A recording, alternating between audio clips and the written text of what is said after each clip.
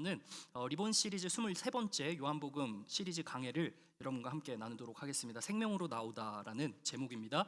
여러분, 스스로를 한번 묘사해 볼 수 있는 단어를 생각을 해볼까 싶습니다. 한번 스스로를 묘사할 수 있는 단어들 몇 가지가 있을 텐데, 나를 묘사하는 이 한 단어를 정한다면 여러 가지 수식어를 내 스스로에게 붙일 수 있을 것 같아요. 어떤 수식어를 붙여서 여러분 스스로를 한번 묘사해 보겠습니까? 자, 한번 생각해 보시고요. 옆 사람과 나는 이런 사람이야 라고 한번 스스로 디파인 하시길 바랍니다. 자, 1분 드리겠습니다.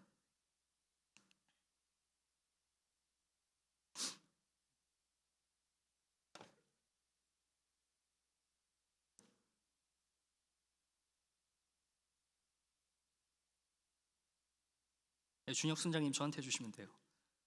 제가 말해도 돼요? 네, 방송을 통해 함께 하시는 여러분들도 스스로를 한번 어떠한 단어로 묘사할 수 있을지를 생각해 보시고 내뱉어 보십시오.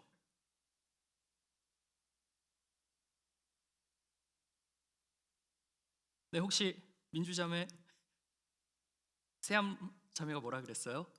나눠줄 수 있어요? 자, 나눠줄 수 있습니까? 웬만하면 다 매력적인 걸로 본인 스스로를 조금 이렇게 포장을 해도 좋습니다. 예, 그게 국룰 아닌가요? 그죠? 뭐 어떤 사람 같다 막 그런. 예. 자, 한번 자신 있게 나서서 손들어 표할 수 있는 분 없으면 우리 민주자매가 합니다. 흑기사 없어요? 네.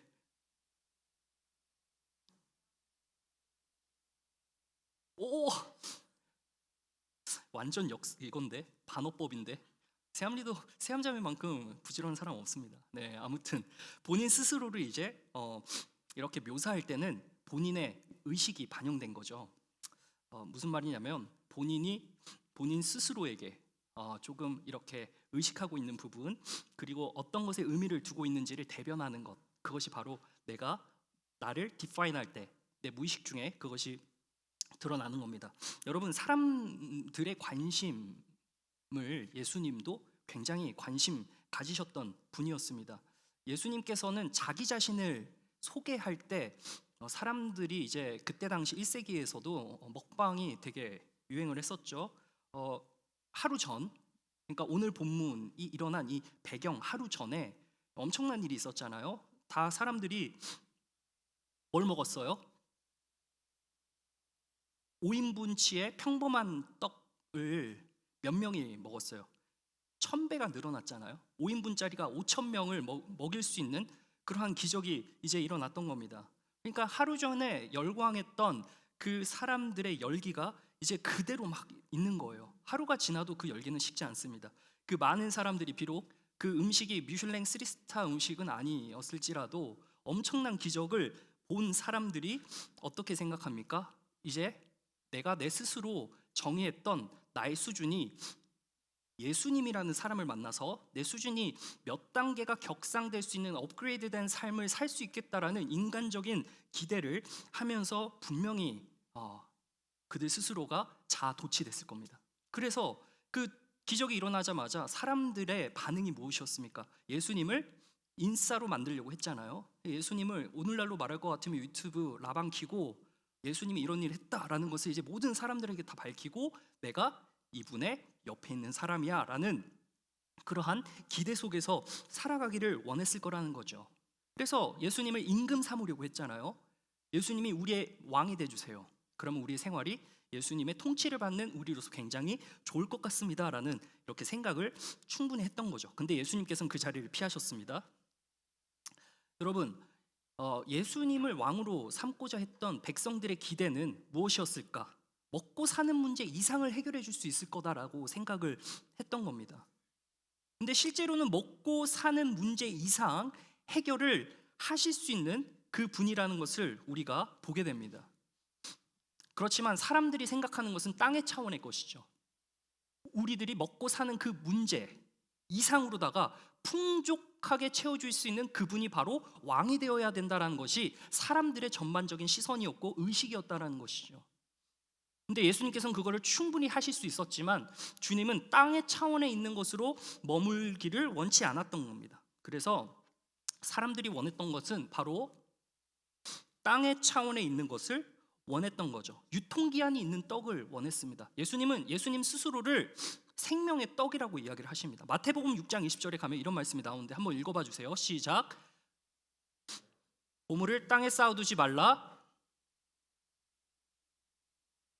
네, 여러분, 땅의 것을 위해서 일하지 말고 너희를 위해서 어디에다가 쌓아두래요? 하늘에 쌓아두래요. 여러분, 이 하늘에 쌓아둔다는 게 뭘까요? 이렇게 던져서 딱 해가지고 하늘 하고 이렇게 뭔가 쌓이나요? 그런 개념이 아니죠. 그러니까 우리가 땅의 것을 위해서 한다는 것도 우리가 스스로 투자하고 스스로 자기 개발해서 무언가를 이루는 어떤 것이 이 땅에서의 나의 어떤 well-being을 위해서 쌓는 거라면, 우리가 하늘에서 하나님께서 원하신, 예수님께서 원하신, 지금 예수님의 말씀하시는 땅의 차원이 아니라 하늘의 차원의 것을 너희가 바라보며 살아가야 된다는 그런 의미라는 겁니다. 사람들이 기적을 경험하고 동네 구석구석 예수님을 찾기 시작해요. 예수님의 삶이 기적 자체일 테니 내가 그분과 함께 거닐면 내 삶의 루틴과 패턴이 기적으로 가득 찰 거라는 땅의 차원으로 생각을 했다라는 겁니다. 근데 예수님께서는 지난주의 말씀처럼 그 동기를 꿰뚫어 보셨어요. 그리고 또 한 번 이렇게 말씀하십니다. 팩트 폭행. 다 함께 읽어보겠습니다. 시작. 썩을.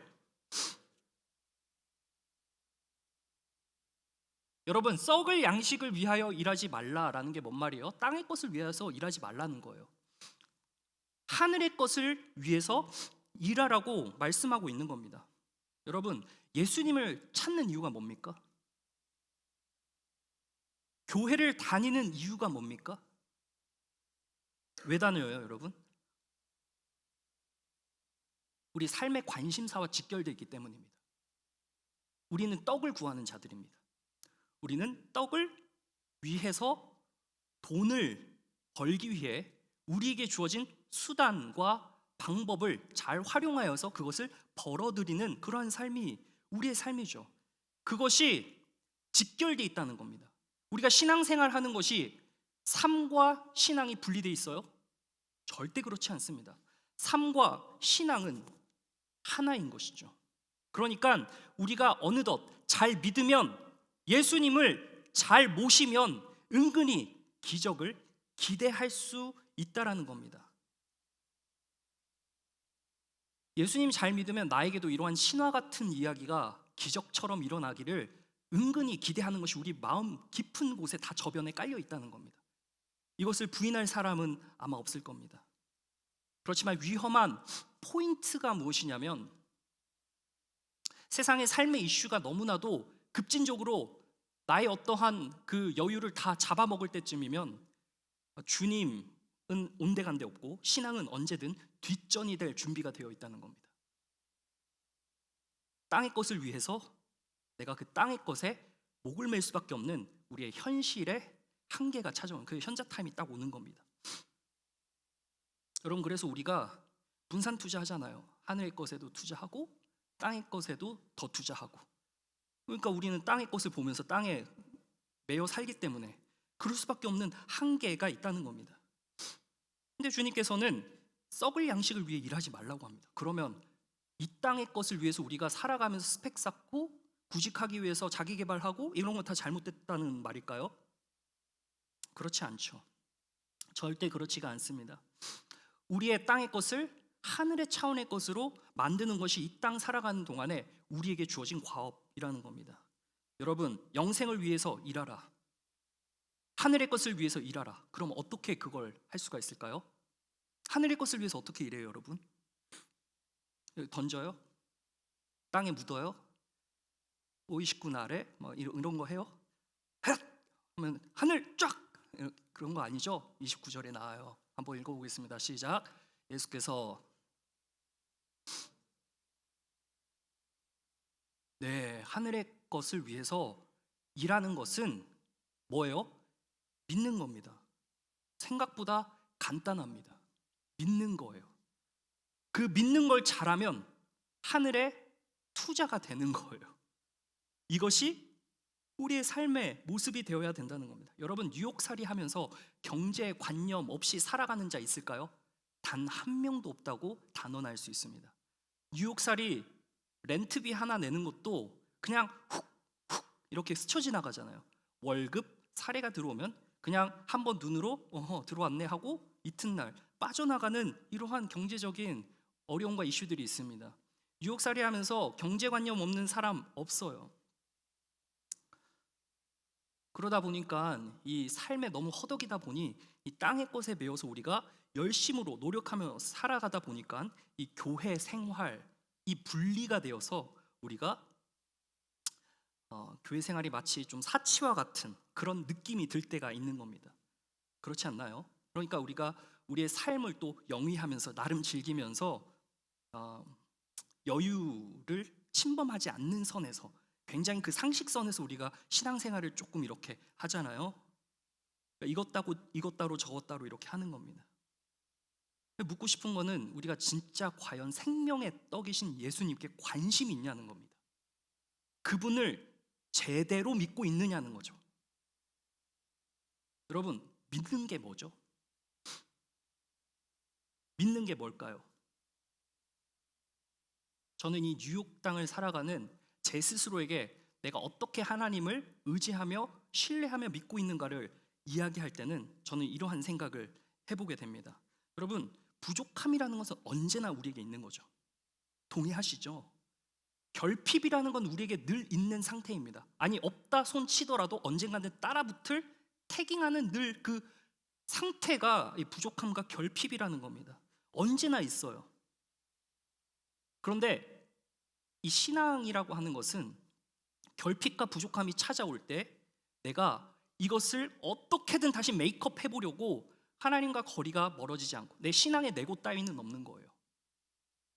하나님 앞에서 바로 서는, 하나님과 관계를 지속하는, 그 가운데서 내가 부족함과 결핍마저도 감사할 수 있는 단계로 나아가는 것이 믿음이라는 겁니다. 그것이 오늘 본문의 흐름 속에 나온다는 거죠.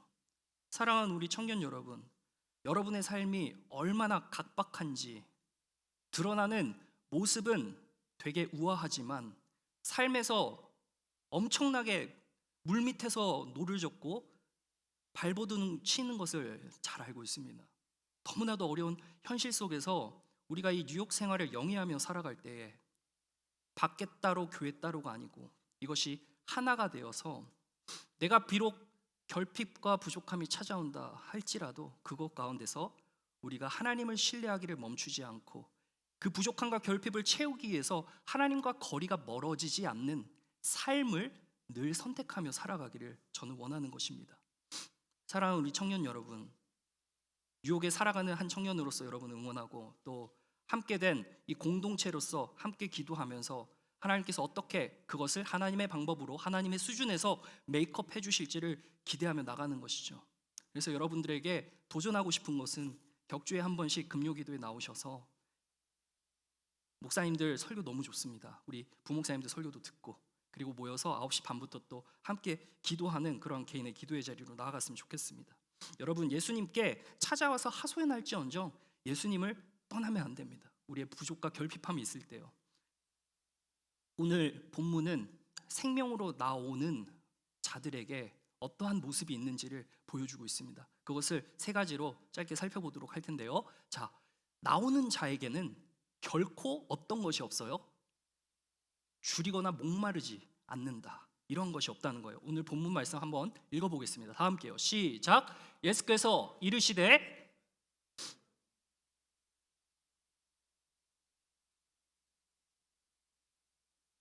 배고프지도 않고 갈증도 나지 않는다는 겁니다. 여러분, 이것은 우리 삶 가운데서 실제적으로 있는 일입니다. 그러니까 예수님을 믿으면 내가 밥을 먹지 않아도 물을 마시지 않아도 줄이거나 목마른 상태가 아닌 겁니다. 이것은 영혼의 상태인 겁니다. 정신의 상태인 거죠. 줄이거나 목마르지 않는다. 한마디로 표현하려면 부족함이 없는 상태라는 겁니다. 부족함과 결핍이 없는 상태라는 겁니다. 물론 이것이 싹 사라지지는 않을 겁니다. 그러나 말씀이 채움으로 채워지면은 불순물이 찌꺼기가 컵 안에서 다 흘러내리기 마련이겠죠. 계속 채우게 되면요. 여러분, 그러한 방식으로 우리의 삶 가운데서 생명의 말씀, 그 말씀이 내 마음 가운데 계속해서 심겨지면은 우리가 하나님의 형상으로 만들어졌기 때문에 그 형상, 우리 사람이 하나님의 말씀에 그 코드에 반응이 되어서 나의 영혼의 결핍과 부족함과 트라우마와 각종의 것들이 흘러서 없어지게 될 수 있다는 겁니다. 예수님께서는 이 사람들이 예수님을 통해서 한자리하고 좀 더 나아지고 땅의 것에 어떤 풍족함을 누리기를 원했던 그 동기를 꿰뚫어 보시고 주님께서는 썩을 양식이다, 그거 왜 그러한 것에 집중해서 목매면서 살아가느냐, 어차피 3, 40년 다 없어질 건데. 주님께서는 충분히 그런 말씀할 수 있죠. 하늘에서부터 오신 분이니까요. 그렇지만 우리의 삶은 우리가 하늘로 어떻게 이렇게 갑자기 환상을 보면서 삼층천 떠서 이렇게 간 그런 경험이 없다 보니까, 땅에 매여 살다 보니 우리가 땅의 것에만 집중하며 살 수밖에 없는 것이 현실입니다. 그러나 여러분, 주님이 우리 마음에 들어오시고 성령 하나님이 우리 마음 가운데 계시면 그 무브먼트가 우리 속에서 일어나 우리의 심중의 관, 세상을 바라보는 이 관점이 달라지게 되는 것입니다. 하나님께서 채워주시는 그 역사를 우리가 경험할 수 있다는 겁니다. 여러분, 일전에 나눴던 한 여인이 있었습니다. 요한복음 4장에 나오는 여인인데요, 그 여인이 어느 동네 사람이었어요? 사마리아의 여인이었죠. 그 사마리아 여인이 갈증을 느꼈습니다. 갈증을 느껴가지고 이 생수가 있는 우물로 나왔습니다. 그 우물을 막 깃고 있어요. 우물에서 물을 깃다 보니까 예수님이 찾아오십니다. 그래서 여인과 대화를 나누시죠. 여인은 사회적인 평판도 안 좋고 또 어떤 사람이에요? 이웃의 평판도 좋지 않은 사람입니다. 과거가 있습니다. 어떤 과거요? 5명의 남편이 있었어요. 그러니까 그 누구도 이 여인과 대화하기를 꺼려하는 그러한 상황이었던 거죠. 그러니까 이 여인에게는 기본적인 결핍이라는 것이 기본 값으로, 디폴트 값으로 깔리고 가는 사람이잖아요. 자, 갈증이 있어서 나오긴 했습니다. 목마름 때문에 나왔어요. 그런데 그 심형 깊은 곳에 근본적인 갈증이 있었던 것을 예수님께서는 아셨어요. 그것을 보셨어요. 그래서 전 남편에 대해서 막 묻기 시작합니다. 예수님께서. 그러니까 여자의 반응이 뭐예요? 아마 이런 말을 했으면 방어 기제가 튀어나와가지고 막 욕하고 아니면 뭐 동굴로 들어가던가 그 자리에서 에이 재수없어 하고 물동이를 던져버리고 돌아가실 수도 있어요. 그런데 여인은 딱 알았어요. 이분이 선지자다. 왜? 나는 말한 적이 없는데 이분이 나의 과거에 대해서 다 알고 있다니. 그러니까 목말라서 갈증 때문에 물을 기르러 왔다가 예수님께서 본인의 상황을 너무나도 뚜렷하게 파악하고 계시니까 말할 수 있는 용기가 생기고, 아, 이 사람이라면 이거를 바로 본론으로 진입해도 되겠다. 여러분, 우리가 대화를 하다 보면은 그냥 서페이스만 그냥 쑥쑥 훑다가 대화가 끝나는 경우가 많습니다. 그러나 관심사를 긁어주면 대화가 갑자기 무르익게 되고 깊어지게 되는 것이죠. 예수님께서는 그 속속들이 모든 것을 다 알고 계셨던 겁니다. 그러자 여자의 근본적인 갈증이 튀어나와요. 그게 뭐예요? 예배 장소에 대해서 이야기를 하게 됩니다. 예배 장소가 어디여야 되냐? 왜? 여자는 지금 물을 기르러 왔지만 한꺼풀 벗겨보니 그녀의 자아 깊은 곳에서는 사회적인 평판이 5번이라는 결혼의 그 실패 결혼 생활을 모든 사람들이 알고 있었어요. 근데 한꺼풀을 더 벗겨보니까 그 깊은 내면에는 종교적인 갈망이 있었어요. 예배를 드리고 싶어 하는 겁니다. 그러니까 예수님께서 뭐라고 말씀하세요? 예배의 장소가 여기 있다 저기 있다가 아니고 예배의 방법에 대해서 이야기를 하고 있는 겁니다. 4장 28절을 보니까 이 말을 딱 듣고 나서 여자의 갈증이 확 풀린 거예요. 말씀이 채워진 겁니다. 여자가 물동이를 버려두고 동네로 들어갑니다. 여러분, 여인에게 가장 치명적인, 이 여인에게 있어서만큼은 그 누구와도 밍글할 수 없는 그러한 사회적인 아픔이, 결핍이 있었던 자매예요. 그런데 무브먼트가 일어난 겁니다. 자신의 부끄러움과 수치와 결핍이 더 이상 부끄러움이 되지 않았던 겁니다. 그래서 그 물동이를 버려두고 마을로 들어갔다는 거죠. 사랑하는 청년 여러분, 우리의 삶 가운데서 예수님의 말씀이 채워지면 우리가 직시해야 할 결핍과 또는 그 부족함 때문에 주저하지 않게 됩니다. 채워질 때 운동력이 생깁니다. 합리를 따지는 계산이 짧아집니다. 이것을 해야 되나 말아야 되냐라는 고민의 시간이 짧아지는 거죠. 왜냐하면 우리의 심령 깊은 곳에 영혼이 채워지면 하나님을 사랑하는 마음 때문에 격가지의 문제들이 매우 낮아 보이는 수준으로 우리의 눈이 바뀐다는 거죠. 그렇기에 우리가 말씀을 듣고 그 말씀이 내 안에서 역사하기 시작할 때 우리가 생각하는 그 모든 고민들이 믿음의 수준에서 그 계산하는 시간이 매우 단축된다는 것을 우리가 볼 수 있는 겁니다. 여자가 여기서 따져 물었을 거예요. 주님, 제가 잠깐만요. 너무 좋은 말씀인데 잠시만 좀 생각이라는 걸 해볼게요. 제가 지금 저기 옆집 동네 그 누구 자매랑 좀 사이가 안 좋아요. 이 형제랑 또 썸을 좀 탔는데 이제 부부가 됐네요. 근데 가면은 조금 뭔가 좀 그럴 것 같은데요. 한번 생각을 해보고 한번 따져보고 주님이라면 어떻게 하실래요? 막 이런 게 아닌 거죠. 딱 오자마자 그 마음에 이분이 진짜다라는 것을 발견하고는 그 예수님에 대해서 증거하고 싶은 마음에 나아가게 됐다는 겁니다. 여러분, 억지스러운 상황에서 평판 리스크 따지는 것이 우리의 삶 아닙니까? 우리에게도 사회적인 평판이라는 것은 너무나도 중요합니다. 우리에게도 각자의 지위가 다 있습니다. 누군가가 나를 보고 어떻게 평가하는가에 대해서 굉장히 예민할 때가 있어요. 여러분, 그렇지만 그 모든 것을 이길 수 있는 것은, 하나님의 은혜로 덮어버릴 수 있는 것은 하나님의 말씀이 내 안에 채워질 때 가능하다는 겁니다. 그래서 여러분, 직장 생활에서나 학교에서나 관계에서나 모든 부분에서 이런 것이 적용이 될 수가 있다는 겁니다.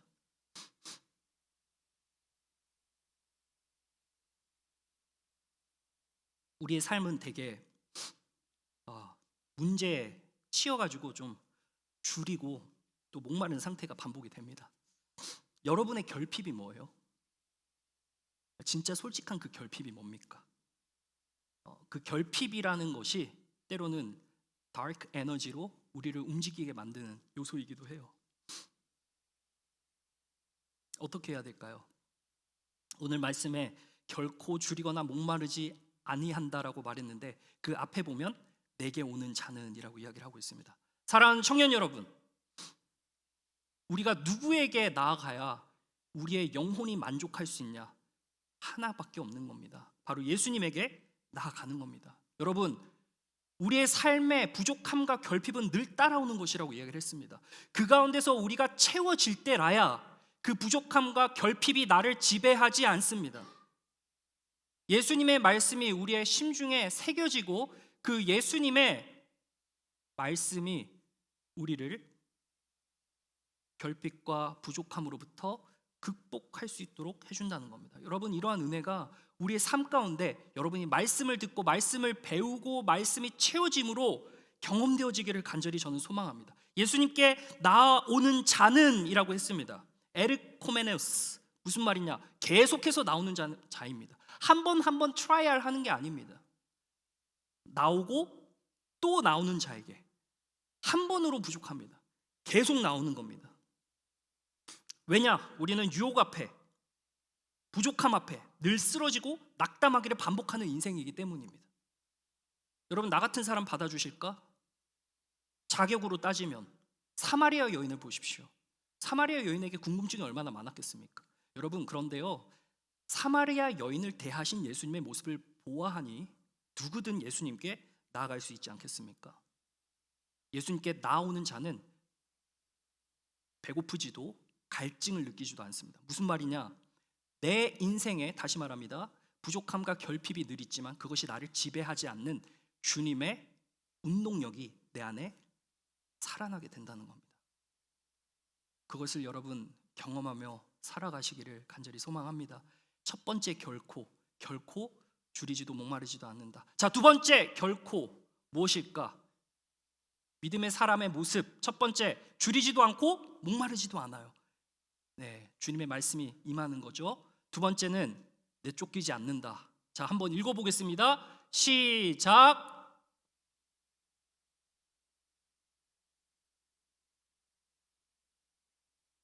네, 결코 내쫓지 않으신다라고 이야기를 하고 있습니다. 밖으로 추방하다는 거예요. 여러분, 여인이 왔을 때 여인에게 있어서 어떤 그 사회적인 그 문화적 코드가 있을 거 아니에요. 어떠한 일을 범했을 때는 추방당할 수 있는, 출교당할 수 있는 그러한 위험이 있습니다. 뭐 우리야 지금 우리 소사이어티에서는 그러한 약속된 협의가 없잖아요. 그게 없다 손 치더라도 이제 소문이라는 게 있기 때문에 좀 멀리하게 되고 좀 그 사람을 약간 따시키는 그러한 모습들이 있어요. 근데 예수님께 오는 자는 결코 내치지 않는다라는 겁니다. 여러분, 주님께 나오는 자는 주님이 품으십니다. 따라합니다. 주님이 품으신다. 주님이 말씀과 성령으로 우리를 채우세요. 우리가 먼저 가면요. 채우심의 역사가 있어요. 말씀이 채워지면 그 말씀이 인격이기 때문에 우리가 수용되는 겁니다. 주님 아버지 앞에 포용되는 겁니다. 주님은 어떠한 흉악한 범죄와 과거의 이력을 가지고 있더라도 수치와 모멸감을 사람들에 의해 당해서 그 사람들에 의해서 평판이 좋지 않다 할지라도 주님께 나아가면 주님께서는 다 품어주신다는 겁니다. 아버지께서 내게 주시는 자는 다 내게로 온다. 아버지께서 주시는 자를 예수님께서는 결코 내치지 않는다는 겁니다. 여러분, 하나님의 계획과 섭리 가운데서 우리를 택하사 우리를 예수님에게로 이끌어 가도록 주님께서 놀라운 그 상황들을 세팅해 놓으십니다. 여러분, 지금 이 교회 강한용사 청년부 나오시기까지 얼마나 숱한 과거의 것들이 있습니까? 좋은 것도 있었고 슬픈 일도 있었고 좋았던 일들도 있었고 여러 가지 다양한 경로와 루트를 통해서 결국 이곳에서 같이 공동체 생활을 하고 계시지 않습니까? 여러분, 이곳에서 주님께서 계획하신 일, 주님께서 뜻하신 일, 우리를 통해서 이루실 때 우리가 늘 베스트 오브 베스트로만 드릴 수 있는 건 아닙니다. 실수도 하고 실패도 경험하며 낭망하고 좌절할 때마다 우리는 내가 과연 포용될 수 있을까? 내가 과연 수용될 수 있을까? 여러분, 걱정하지 마십시오. 주님께 나오는 자는 주님께서 다 품으십니다.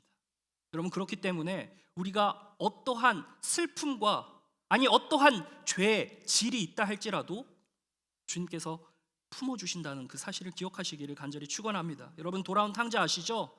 아버지 유산을 딱 가져갔어요. 아버지, 저 이제 좀 나가서 독립적으로 살아볼랍니다. 그래서 아버지가 유산을 건네줍니다. 여러분, 고대근동 1세기 당시에 아버지의 유산을 아버지가 버젓이 살아있는데 받았다는 것은 절교하겠다는 뜻입니다. 아버지 얼굴 안 보겠다는 뜻입니다. 아버지에게 굉장히 disrespectful한 모습인 거예요. 근데 그걸 받아서 가요. 그리고 해외에서 술 마시고 클럽 가고 탕진합니다. 근데 이 둘째 아들이 깨닫게 됩니다. 내가 죄를 지었다. 내가 자격이 없다. 아버지랑 손절했는데 내가 돌아가서 무슨 말을 하겠나. 그래서 돌아갈까 말까 고민을 많이 했던 것 같아요. 근데 끝내 돌아가게 됩니다. 근데 아버지께서는 그 아들을 보자마자 일로 와봐. 엎드려. 일단 저기 저기 한 45cm 50cm 되는 그 빠따 들고 와. 야구 배트. 컴온. 엎드려. 엉덩이 들어. 더. 자, 힘 줘잉. 하나 둘 이렇게 하지 않으시고 오자마자 버선발로 나서서 쟁걸음으로 가셔가지고 발짝 안으시고 종들에게 뭐라 그래요? 제일 좋은 옷. 여러분, 뭐예요? 돼지우리에서 쥐염 열매 같이 먹었던, 돈 없어가지고 옷 다 뜯기고 해벌쭉하고 콧물찍하고 그런 모습의 사람이 이제 집으로, 본향으로, 원래 있어야 할 곳으로 돌아오니 아버지께서 그의 정체성을 다시 회복시킨 것이죠. 여러분, 우리의 정체성은 하나님의 형상입니다. 우리의 본향은 천국입니다. 아버지께서 우리를 위해 천국을 예비하고 계신다고 합니다. 그래서 다시 오셔서 우리를 영접하신다고 합니다. 여러분, 그동안에 우리가 살아가는 동안 우리가 그러므로 말씀이라는 그 하나님의 인격을 만나기 위해 말씀 보고, 무엇을 의미합니까? 성령 하나님 채워지는 거죠. 떡, 예수 그리스도의 말씀, 물, 성령 하나님 채워지는 겁니다. 그리고 내 안에서 발견되는 나의 부족함과 연약함과 모든 결핍들을 주님 앞에 들고 나갈 때 주님께서는 꾸짖지 아니하시고 그냥 사랑으로 보듬어 주신다는 겁니다. 여러분, 우리가 어느덧 좀 죄를 짓다 보면, 잘못 살다 보면, 죄송합니다. 잘못 살다 보면 우리 안에 양심이라는 것이 있어서 우리가 하나님께 나오는 것이 두려울 때가 있어요. 제가 어렸을 때 저 약간 회피 성향이 있거든요. 제일 안 좋은 거죠. 남녀 간의 관계 속에서는.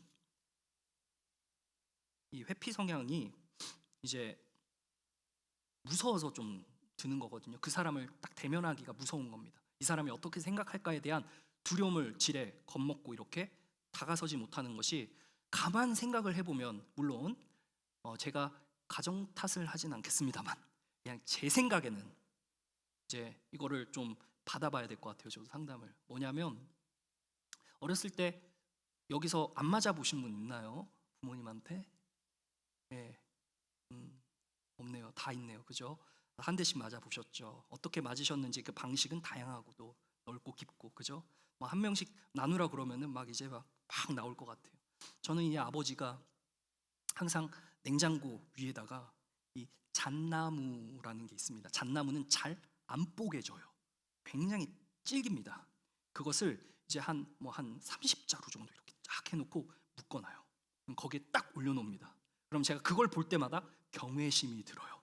그러니까 말을 잘 들어야 되겠구나라는 것이 항상 제 시야에 들어오다 보니까, 내가 지금 잘못하고 있는 것이 무엇인지 따다다다닥 이게 서게 되는 거예요. 어렸을 때 이거 하지 마, 이거 하면 혼나라고 했으면은 이제 그런 것들을 좀 계명화 시켜놔서 내가 이렇게 체크를 하겠죠. 오늘은 이걸 하지 말자. 이걸 하면은 칭찬받고 막 이런 거 이제. 근데 갑자기 막 예고 없이 찾아오는 회초리에 그 고통 때문에 맞고 나면은 이제 뭐 말해봐 그러면 이제 말을 못 하는 거예요. 어버버 하는 겁니다. 그리고 아버지가 이제 좀 화나실 것 같다 그러면은 들어가 숨는 거예요, 일단. 그리고 이제 방문을 살짝 이렇게 두고 열어놓고, 어머니랑 아버지랑 가끔 이제 또 이거 가정사를 다 이야기하면 안 되는데 오해하지 마시고요. 틈을 딱 이렇게 열어두면 부모님 오고 가는 그 어떤 목소리들이 있잖아요. 이거는 좀 갈등 상황이다. 이거는 좀 국지 도발이다. 이건 어머니가 잘못하신 것 같은데 저건 아버지가 잘못하신 것 같다. 그런 개인적인 판단을 하면서 싸우시면은 결국 그 불똥이 누구한테 튄다? 여러분, 그거 절대 자녀한테 튀면 안 됩니다. 근데 이제 저한테 튀는 거예요. 이래야 나와봐. 그리고 나서 이제 쌓여왔던 것들이 하나씩 봉인 해제되면서 이제 저는 경외의 단으로 올라가게 됩니다. 탁 섭니다. 그러면 아버지가 이제 탁 매를 두고 사랑한다 말씀 탁 펴고, 매를 아끼는 자는 그의 자식을 멸망하게 한다 막 이러면서 그런 거 딱 읽으시고, 또 때리면 할 말이 없어요. 근데 언제는 또 아버지가 매를 나한테 쥐어주고 나서는, 이래야 내가 너를 잘못 키웠다. 이것은 온전히 내 탓이다. 네가 나를 때려라. 그러면 속으로 어떤 마음이 들어요? 죽어봐라 한번. 예스, 이때다 하면서 이제 하겠지만 너무 착한 나머지 차마 그렇게 하지는 못하고. 여러분, 지금 제가 뭔 말을 하려고 하냐면, 매는 양약입니다. 자녀를 올바른 방향으로 키우기 위한 아버지의 사랑이 고스란히 담겨 있는 것이긴 하지만, 그것이 때로는 저에게 두려움을 선사하기 때문에 내가 이런 회피 성향을 가지지 않았나라는 것을, 제가 이걸 설명하기 위해서 진짜 지금 서사를 길게 깔아서 빌드업을 한 겁니다. 여러분, 제가 무슨 말을 하려고 하냐면, 내가 잘못했을 때 아버지 앞에 못 나가요. 무서우니까. 왜냐하면 공의의 아버지의 모습만이 보인다면 저는 죽어도 못 나갑니다. 그러나 아버지께서 공의는 공의대로, 정의는 정의대로, 잘못한 건 잘못한 대로 하지만 또 품어주시는 그 사랑이 있었거든요. 때리고 나서 늘 안아주시고, 이게 포인트입니다. 10,000원을 쥐어주셨습니다. 그러면 제가 돈이 부족할 때는 어떻게 하면 될까요?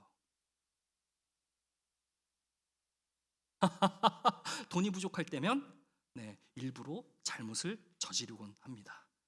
여러분, 그러니까 이게 은혜의 잘못된 왜곡된 속성이라는 거예요. 탕자가 본인이 잘못한 걸 리스트업 시켜보고 본인이 잘한 거 앞에 가가지고 내세울 처지예요. 아버지, 제가 가가지고 베팅을 하고 투자를 했는데 우상향 해가지고 대박 쳤습니다. 그런데 그 돈을 꺼내다가 아버지한테 이제 딱 돈 소포로 붙이려고 하다가 하고 있는데, 근데 갑자기 친구가 와서 나를 꼬아 도박에 동참하게 해서 막 아무리 좋은 얘기를 해봐야 여러분 아버지와의 관계를 절단시키고 본인의 길을 나섰잖아요. 그러니까 할 말이 뭐가 있겠어요. 근데 돌아왔는데 아버지께서는 곧장 정체성을 다시 한번 각인시킵니다. 너는 내 아들이야. 너는 내 사랑하는 자녀야.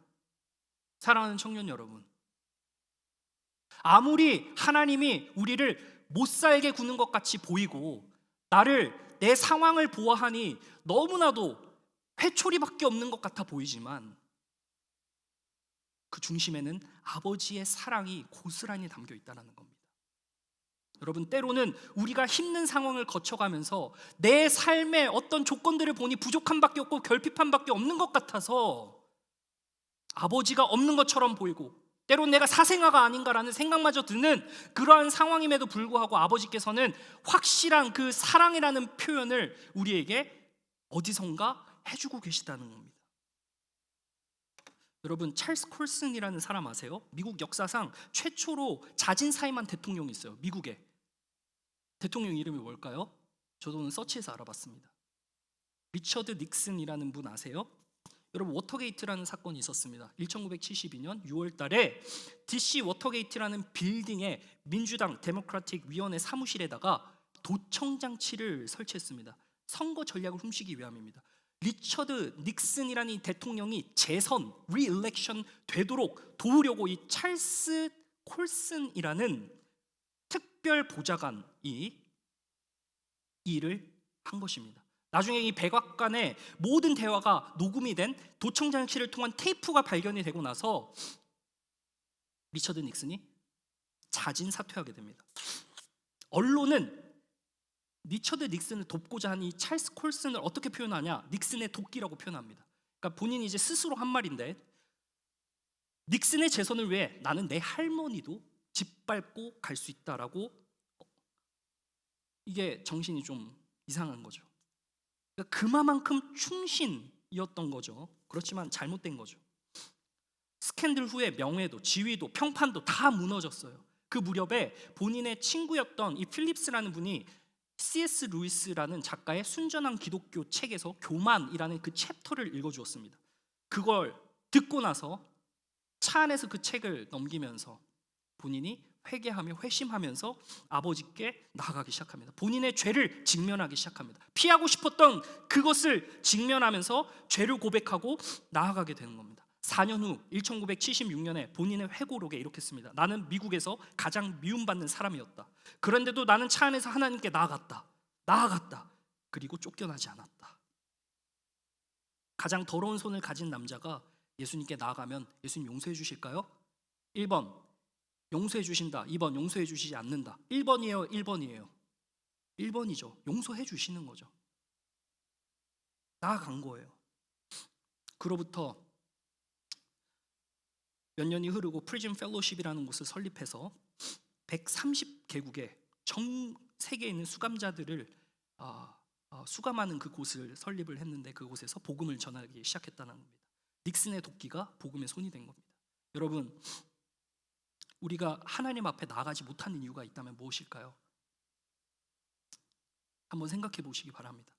너무 많이 넘어져서요? 내 삶에 실패가 너무 많아서요? 양심상 좀 꺼려져서요? 아니요, 때로는 뻔뻔할 필요가 있어요. 자격이 좀 덜 돼서 그럽니까? 준비가 덜 돼서요? 나의 과거의 이력을 보니까 용서받지 못할 것 같아서요? 아니면 감정적으로 하나님이 느껴지지 않아서요? 여러분, 하나님은 약속 위에서 우리를 대하십니다. 용서하시겠다는 그 은혜의 하나님의 명확한 메시지가 우리에게 있기 때문에 우리는 주님 앞에 나아가게 됩니다. 그러면 그 무릎을 꿇는 순간 주님께서 우리를 품어주신다는 겁니다. 여러분, 한번 읽어보겠습니다. 시작.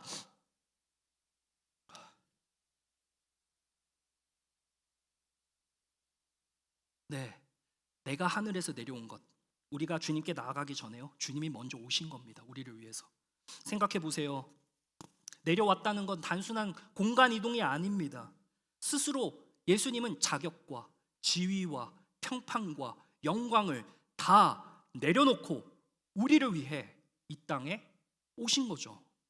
여러분, 그러기에 우리가 자격과 평판과 지위와 영광이 우리한테서 쇠하여진다 할지라도, 흩어져 버린다 할지라도, 그런 것들이 사회에 의해서, 주변 사람들에 의해서, 소리 소문에 의해서 다 깔아뭉개진다 하더라도 주님께 나아가는 그 자리가 중요하다는 것입니다. 여러분, 주님께 나아가셔서요, 그 영혼에 채워지는 역사, 주님께서 평안함을 다시 주시는 그 역사를 마주하시기를 간절히 소망합니다. 주님께서는 마지막으로요, 우리에게 이렇게 말씀하십니다. 믿는 자에게는 마지막 날에 소망의 날, 바로 다시 살게 된다는 것을 말씀하십니다. 자, 오늘 이 말씀 읽어보겠습니다. 다 함께요. 시작. 내 아버지의 뜻은 나를 보고 믿는 자마다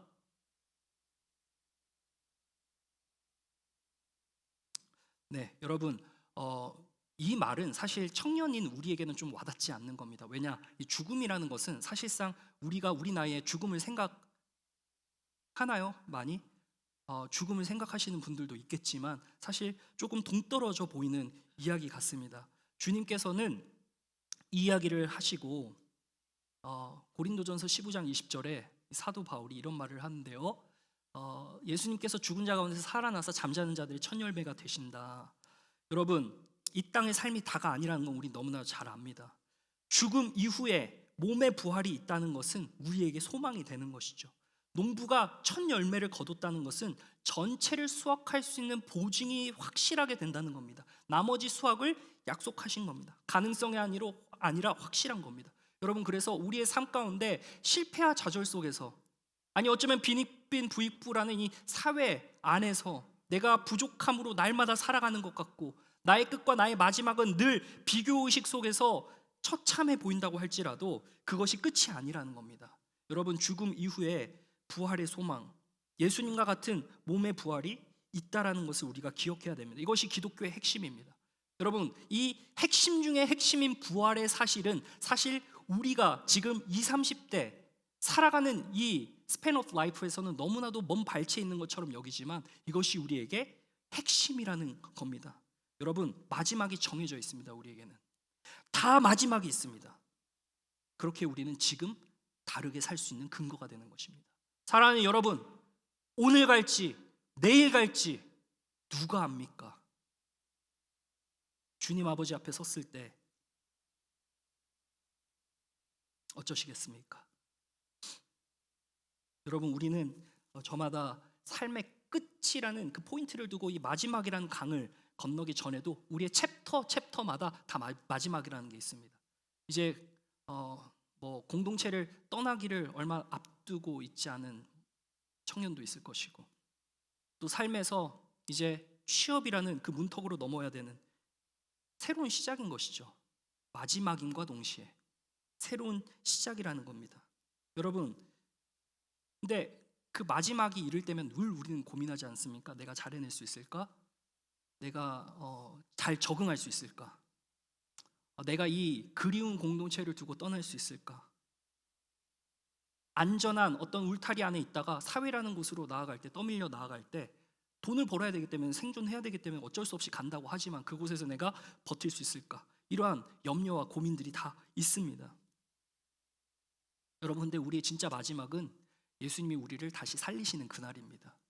여러분, 그렇기 때문에 주님께서는 이렇게 이야기를 하십니다. 마지막입니다. 보고 마치겠습니다. 시작. 그러므로 내 사랑하는 형제들아, 견실하며 흔들리지 않고 항상 주의 일에 더욱 힘쓰는 자들이 되라. 이는 너희 수고가 주 안에서, 여러분, 우리 문화와 정서에 안 맞는 것이 있다면 형평성과 불공정일 것입니다. 우리 청년들이 가장 싫어하는 것일 거죠.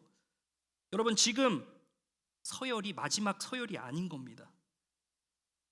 예수님께서는 가장 낮은 십자가에서 죽으심으로 가장 높은 부활의 영광으로 올라가셨습니다. 우리의 굴욕과 실패, 우리가 무기력하고 무력한 것 같은 것이 우리의 마지막 장면이 아니라는 겁니다. 부활의 소망이 시작이 되는 그 시점에 그 소망을 안고 살아가는 우리는 이 땅에서 우리의 수고가 헛되지 않기에 살아갈 수 있는 것입니다. 용기 있고 당차게 어떻게 믿음으로 살아낼 수 있을지 순모임을 통해서 함께 나눠보시길 바랍니다. 여러분, 말씀을 줄여 마칠게요. 생명으로 나아가는 우리 모든 공동체 되길 바랍니다. 예수님께 나아가십시오. 예수님께 나아가면 말씀으로 채워주시고요, 우리를 품어주십니다. 그리고 부활의 영광에 동참하시게 하는 그 약속이 있기 때문에 그 날이 이르기까지 매 삶의 챕터마다 우리의 삶을 헛되지 않게 수고가 있긴 하지만 그래도 그 가운데서 늘 우리를 도와주시는 예수님이 나와 동행한다는 사실을 잊지 않는 저와 여러분 되시기를 주님의 이름으로 축원합니다. 기도하겠습니다.